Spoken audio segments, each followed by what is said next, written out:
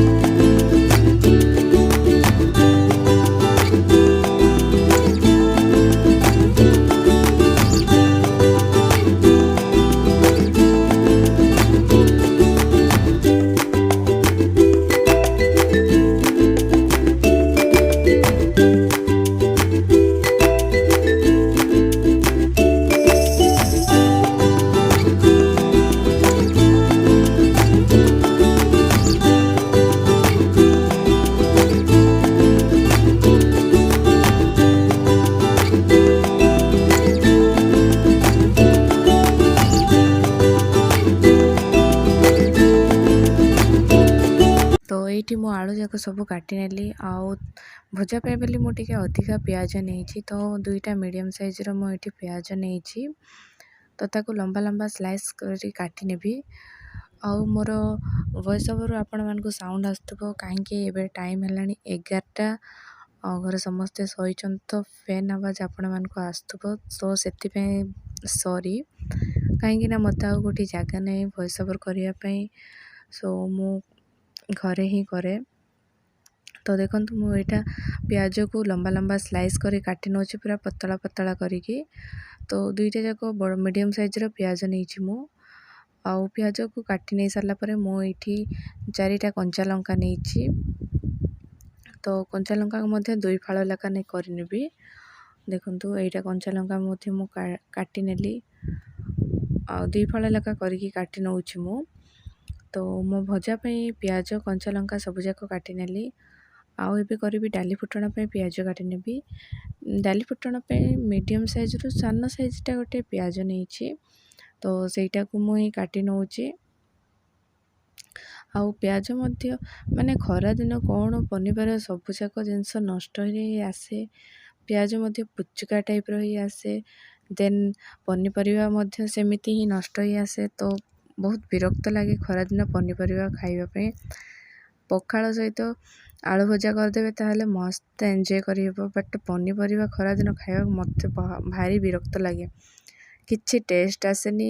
ଦେନ୍ ସବୁ ଜିନିଷ ନଷ୍ଟ ଆସେ, ସେଥିପାଇଁ ବୋଲି ମୋତେ ଖାଇବାକୁ ବହୁତ ବିରକ୍ତ ଲାଗେ। ତ ଦେଖନ୍ତୁ, ମୁଁ ଏଇଠି ପିଆଜ କାଟି ନେଲି। ଆଉ ଏବେ ଶୁଖିଲା ଲଙ୍କା 3ଟା ଫୁଟଣ ପାଇଁ ମୁଁ ଏଇଠି ଏଡ଼୍ କରିନେଲି। ସୋ ମୋର ପ୍ରିପାରେସନ୍ ସରିଲା। ହ୍ୟାଲୋ ଫ୍ରେଣ୍ଡସ୍, ଆଉ ଆପଣମାନେ ସମସ୍ତେ ଆପଣମାନେ ସମସ୍ତେ ଭଲ ଥିବେ, ମୁଁ ମଧ୍ୟ ଭଲ ଅଛି। ଆଉ ଆଜି ହେଉଛି ଗୁଡ଼୍ ଫ୍ରାଇଡ଼େ। ସୋ ଆଜି ଯାହା ବି ବ୍ଲଗ୍ ଭିଡ଼ିଓ ବନେଇବି, ଗୁଡ଼୍ ଫ୍ରାଇଡ଼େ ହିଁ ମାନେ ସ୍ପେଶାଲ୍ ବ୍ଲଗ୍ ଆଜିର। ସୋ ଆଉ ମୋର କାମ ସବୁ ସରିଗଲା। ତ ଆପଣମାନେ ଦେଖିଲେ ମୁଁ ଏବେ ଯାହା ବି ତରକାରୀ କରିବାର ଥିଲା ତାର ପ୍ରିପାରେସନ୍ କରିଦେଲି। କିନ୍ତୁ ମୁଁ ପ୍ରିପାରେସନ୍ କରିବା ବେଳକୁ ଝିଅ ଆସିଲା। ତ ତାକୁ ନିଦ ହେଉଥିଲା, ତ ସେ ଶୋଇବା ପାଇଁ କାନ୍ଦିଲା। ତ ମୁଁ ଯାଇକି ତାକୁ ଶୋଇଦେଲି। ଆଉ ଯାହା ବି ପ୍ରିପାରେସନ୍ ଥିଲା ସବୁ ସରେଇ ଦେଇଛି। ଏବେ ଯାଇ ଡାଲି ଫୁଟଣ କରିଦେବି, ଡାଲି ବଘାରି ଦେବି, ଆଉ ଭଜା କରିବି। ସୋ ଝିଅକୁ ଶୋଇଦେଲି, ତ ମୁଁ ଏବେ ରୋଷେଇ ଆରମ୍ଭ କରିବି।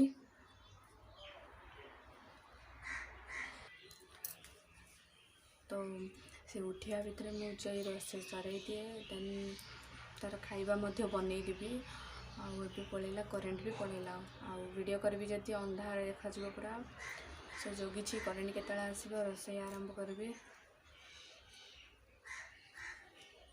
आज वीडियो मु बहुत सकाळु ही स्टार्ट करता किंतु हजबैंड देह बहुत खराब हो जाइए तो होता मझे किंतु भाविली मेडिसिन खाइले मे भी ठीक हो तो किंतु एबे बहुत हो जाइए तो तांके सकाळे ड्यूटी रू आसिले आउ शोइछंती एबे टिफिन करके औषध खाइके शोइछंती आउ करेन्ट भी पलि आसला तो मु जाए रोषेई स्टार्ट कर दिए देन आपण सहित कथा हेबी मु पर।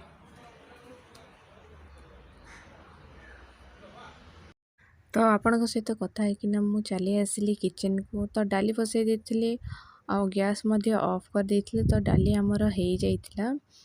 तो देखंतु एटा डाली हो गला हुइसिल मध्य मोर सिटी बाजी जाइतिला तो गैस गला परे मु डाली काढी नेली आउ इठी डाली बगारिबा पई बोली मु प्रिपरेशन करूची। सो मु इठी कढ़ई बसई नेली आउ इठी ऐड करबी तेल। सो देखंतु तो खरा दिन मध्य बहुत ऑयली खाइबार नाही सो मु इठी गोटे चामच ही तेल ऐड करिछि गोटे सान चामच रे गोटे चामच तेल ऐड करछि जहाँ मत ऑयल स्पून जहाँ अछि आपण देखिथिबे। सो मु इठी तेल ऐड कर सारला परे मु इठी जीरा सरसा ऐड करछि आउ 3टा सुखिला लंका देन मिर्चिका पत्र तो 3टा जाक भल भाबरे फ्राए हो सारला परे मु इठी ऐड करिछि प्याज जहाँ भी मु गोटे मीडियम साइज रे प्याज काटिथिले तो सेटा ही ऐड करिछि इठी आउ प्याज को भल भाबरे गोल्डन ब्राउन होवा पर्यंत ताको फ्राए कर नेबे। सो देखंतु मु एटा प्याज को भल भाबरे फ्राए करि नउछि आउ हल्का कलर चेंज हो आसिले ताको गैस ऑफ कर देबे। आउ मिर्चिंगा पत्र तो सतरे डाली रो माने टेस्टिंग चेंज कर दे जदी मिर्चिंगा पत्र ऐड करिवे बहुत टेस्टी माने टेस्टी लागे डाली आउ स्मेल मध्य बहुत सुंदर आसे।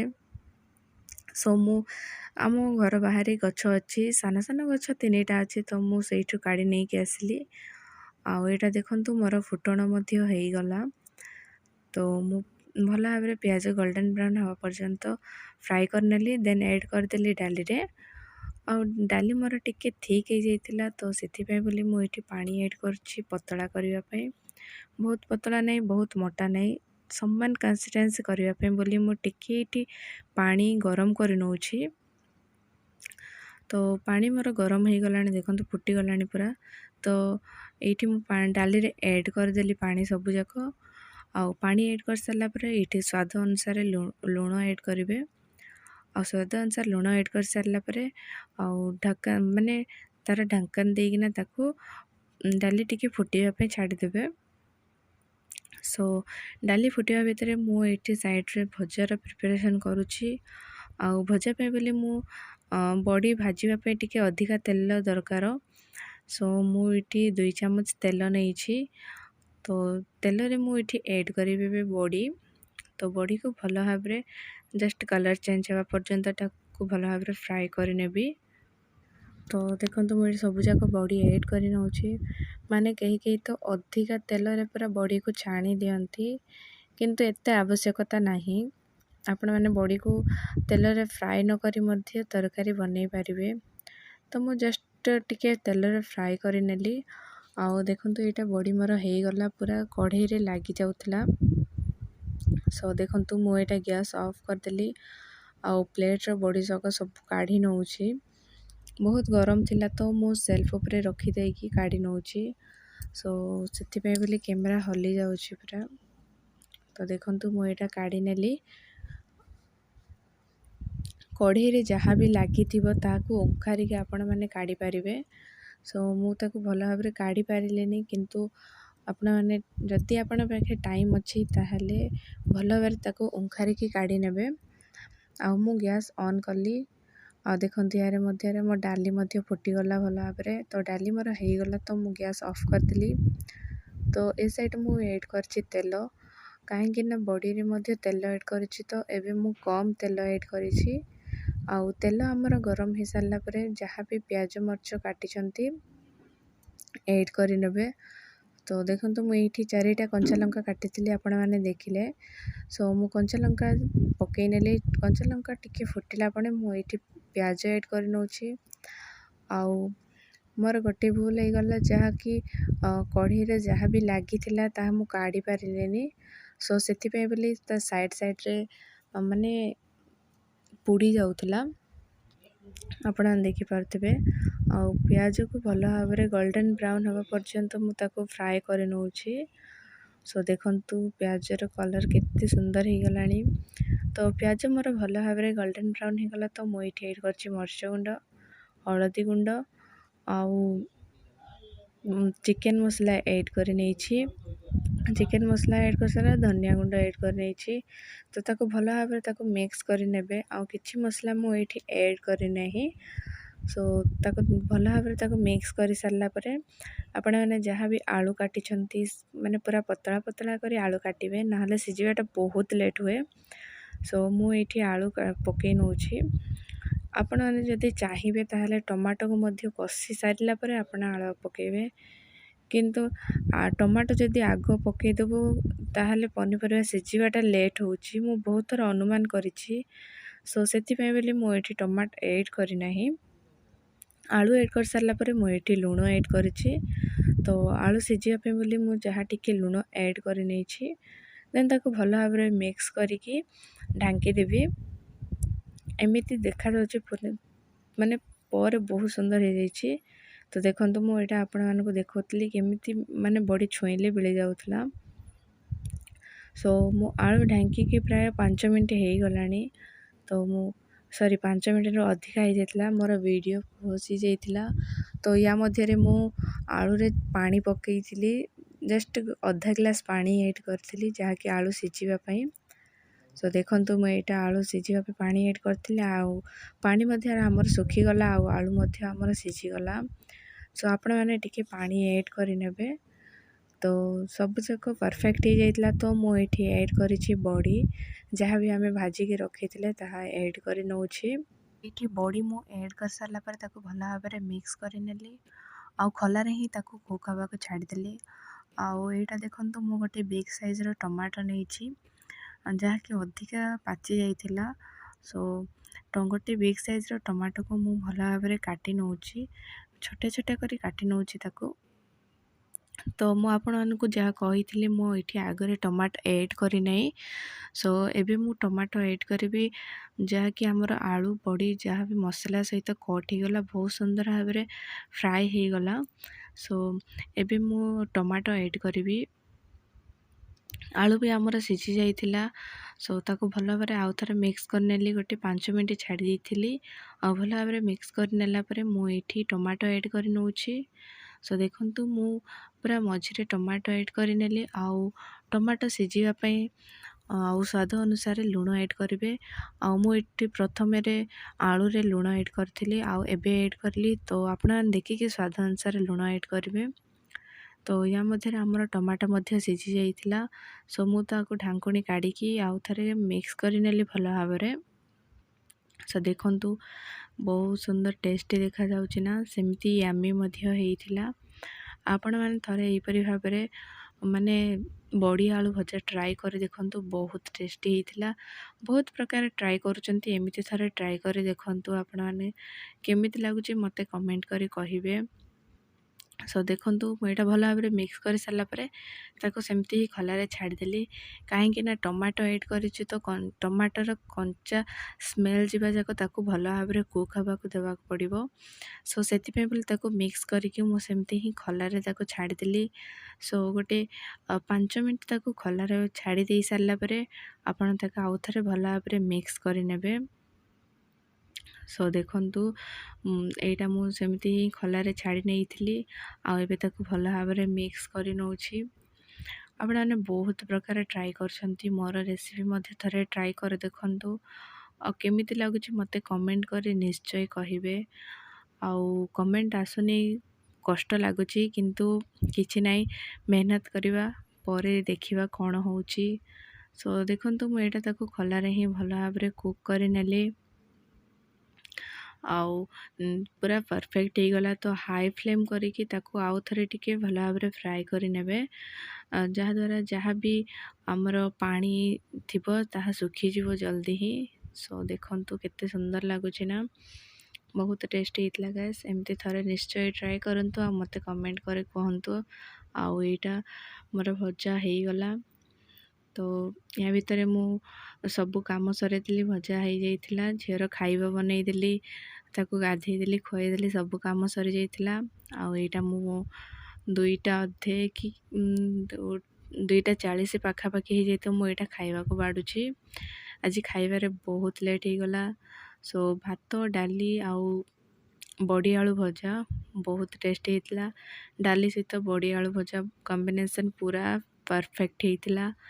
आउ आजिर गुड फ्राइडे लंच रेसिपी आपण मानू केमिति लागिला मते कमेंट करे निश्चय कहिबे गाइस। सो बाय। हाय फ्रेंड्स, मु एबे जस्ट खाइके आसली। आउ आज आपन सहित मु बेसी किछि कथावार्ता है नहीं, जहाँ भी हो रेसिपी देखैछि। आउ एबे टाइम हेलानी 3टा। तो आज होची गुड फ्राइडे, माने 3टा आज 3टा रे ही हमर कौन कहे जीसस को जहाँ दंडित करथिले, तो क्रूसरे चढ़ी थिले, सेटा ही आम सेलिब्रेट करू गुड फ्राइडे। तो सम्मान 3टा ही गलानी एबे।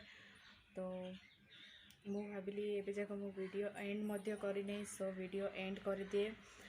मु रोसई कली, झील को खुआइली, ताकू गाधई देली, झील को खुआइली, देन ताकू तो खुआइबाटारे ही मते गोटे घंटाटे लगी जाए। सो ताकू खुआइली आउ एबे मु जस्ट खाइकी आसली। आउ देखि पाथे बासन भी गदा होइछि। एटा जहाँ संध्यारे मु बासन जाक सफा करिवे।